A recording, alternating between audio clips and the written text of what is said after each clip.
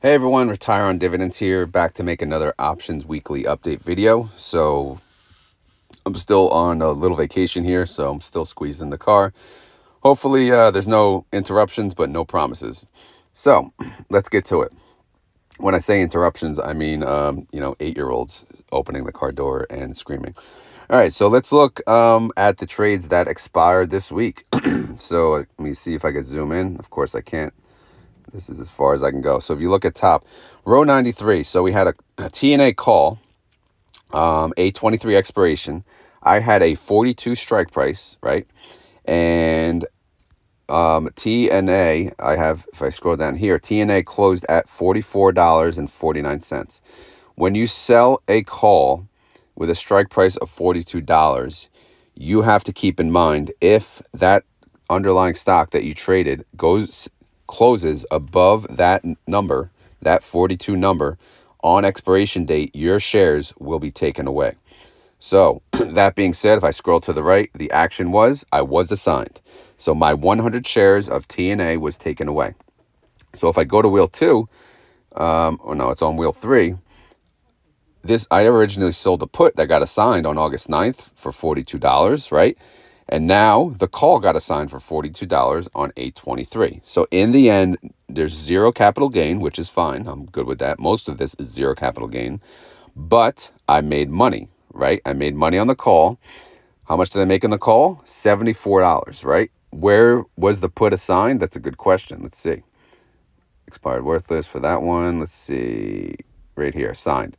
The original put, total premium, column M, $82, right? So I got 82 for the put and then 74 for the call, right? So that's $156 for just, giving them, I basically lent out money and I got it back in a short period of time. How short? 8-9, right? So August 9th, it's all in the same month. So I'm trying to, at the same time, just show you guys like how amazing options is. Like, it's just, TNA, by the way, is a triple leverage fund of the underlying, the Russell. So anyway, okay, let's move on to the next one. TSLL. TSLL is a very busy fund. TNA is a little clearer to understand because not many trades, but let's look at TSLL. So I had 2 calls, as you could see, in a row. Strike price is $10. All right, so what do you think? If I scroll down, TSLL actually closed above $10, $10.25. Look at that. You know what that means? Bye-bye, because we let our calls take assignment like a man, right? People in Discord know what I'm talking about. But yeah, so I got $53 and $56, and my calls got taken away. So am I okay with them getting taken away at $10? Abso-freaking-lutely. Because if I go to wheel 2, I had 400 shares, an average cost basis of $10, right? 200 got taken away. Obviously, profit loss is in the negative, but I'm going to do the others at least $10 as well. And then in the end, it'll be capital flat, and I'll just have income from these, selling puts and selling calls. So those 2 calls got assigned, so bye-bye to those shares. All right, so I had a put, TNA. I sold a put that expired on Friday. This had a $37 strike price. This would get assigned if TNA closed below that price, all right? TNA obviously closed above. TNA closed at $44. So what does that mean? That means this contract expired worthless. So what happens when it expires worthless? I get my $3,700 back. That was collateral that I had to post. However, it's not my actual money, it's the margin. So it's interest-free margin because it's just cash on hold. If you go to your account, it'll show as cash on hold, or at least on mine it does. So that goes back to the margin. Again, no interest charge because I'm not actually using it. And in the end, I got $50 for that. So great. TSLL, I also had a put expiring on Friday. This was a $9.50 strike price. So I would have to own TSLL shares if it closed below $9.50. TSLL closed at $10.25. Okay. So if we go, where the hell was I? TNA put, there it is, $9.50. Okay. So that one expired worthless. So guess what? I get my collateral back of $9.50. All right, now I'm into the current week. So this current week, I did I did a trade on 8/19. I sold a call on TSLL, $11 strike price, right? And then I sold another call on TSL. That's a skip a line. So rows 98 and row 100. I sold two calls on TSLL for 100. Okay. I'm sorry. I sold two calls in TSLL for $11 strike price. So if you look down here, TSLL closed at 10.25, which is below $11. So these two, both in green, expired worthless. So guess what? I had, all 400 shares were working.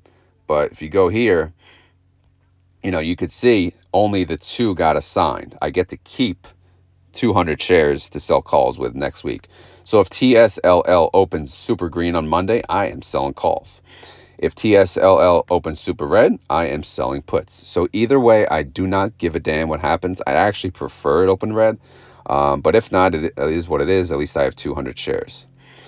All right, so that's that one. TSLL, I did sell a put as well on 820 and got a strike of 950. That expires next week, though. I did not close it out early or anything, and that gave me a total premium of $30. I haven't covered the annualized yield, but that yielded me 115%. All right, so what else? We skipped that call. We talked about that.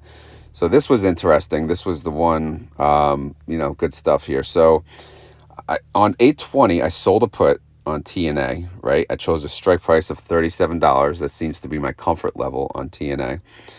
But by 823, it was super green, right? TNA was super green. It was well above, where the position opened. So I only paid 11 cents to close it. So I closed that sucker in 3 days.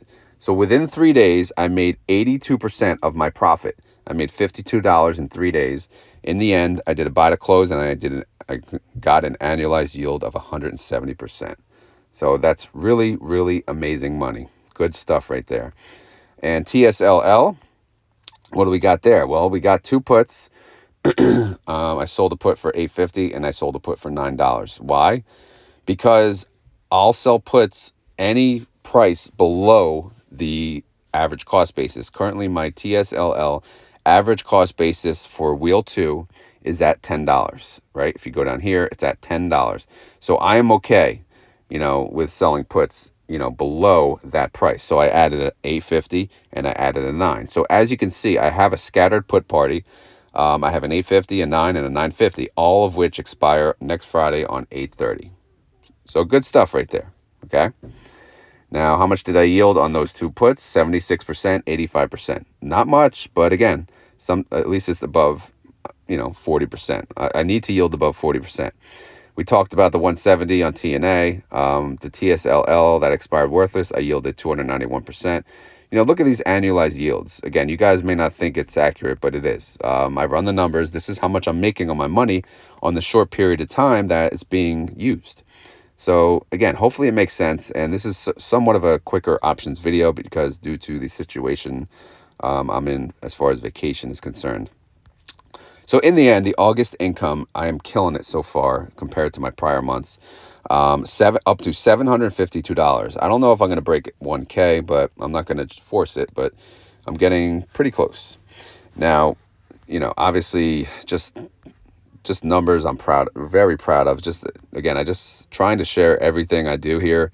But obviously I started in February, only 108, 260, 478, 453, 627, 425. And again, my record-breaking month so far, $752. So really good stuff. Wheel 1, we talked about. That was already closed out. Wheel 2 has a put party, 3 puts, and it has 200 shares with no calls attached to it. And then, of course, we have Wheel 3, which is actually over with because I only had 100 shares, and they got called away. So I don't know, I may keep this tab open to continue, right? Because we do have a put, that's pending, don't we? Oh, no, I closed it. Crap. Never mind. Yeah, so we got nothing going on in TNA. So I may make a new tab. I may not. We'll see. Because if I have to, for example, sell puts and I get a higher cost, I'm not going to get a higher. Because I'm not going to use this 42 amongst my average. So I'm going to have to use another wheel tab. So yeah, that wheel it's officially over. But in the end, I showed you what I made on that wheel, so it's good money. All right, as far as weekly income is concerned, compared to last week, it's nothing, but overall I made $161. Last week I made $364, and total that's I used about $8,484 in capital, so that yielded me about 1.9%. Good stuff. Good stuff right there. So since I started, is this accurate? Yes, it is. $3,103 in options premium, $72.42 in dividend income, $3,140.42 starting in February 16th. Okay, so again, as I'm going to use more and more money, especially now that I'm using margin, and it's going to produce more and more income. Obviously, there's risk involved. Make sure everyone understands that. It doesn't always have to be. It doesn't always end up perfect like this, but it is what it is. All right. So my hypothetical ROO tab, retire on options tab. So right now, my average rate of return is 252%. Where do I get that from? I go to the options tab. I go here, and I do an average up to, from cell S2 to cell S108. So it grabs all of these, which is, annualized yields that I'm getting, and I come to an average of 252%. So I'm showing that I can yield that on an average, basis. Of course, I cut it in the third, so I make a realistic rate of return. I'll just say, okay, maybe I'll only do 84%. So that's where I come to a low and high capital. So in order for me to make $200,000, which I think I could live off of, I would need a low capital of $79,000 or a high capital of $237,000. So if I had $237,000 in the bank account right now, would I retire from my full-time job? Maybe. Honestly, I would definitely consider it, right? So that's just something I need to keep in mind, because I could be, I could do this for a living. Obviously, I'd have to learn. I'm learning more and more about options. Obviously the charts do matter. So I am getting there. I'm getting better. At the same time, I do like to keep things simple, so I'm not going crazy. But again, this hypothetical, I think it's possible, at least in my eyes. Of course, I'm a degenerate gambler. No, I'm just kidding. But no, I do like a risk, though. Obviously, these are risky funds. And as more funds come out, which they will, there'll be more options to trade on. All right. So anyway, none of this is financial advice. I am not a financial advisor. This video is for fun and entertainment. So hopefully you had fun. Hopefully you were entertained. If not, we will try again next week. Again, sorry for the shortened and quick video. I try to make it as educational as possible, but again, due to the situation, this is the best I can do. If you have any questions, leave them in the comments below. If you enjoy this video, please hit the like button, and then we'll do an updated video to this next week to see where we stand. All right, guys, have a great weekend, and I will talk to you soon. Later.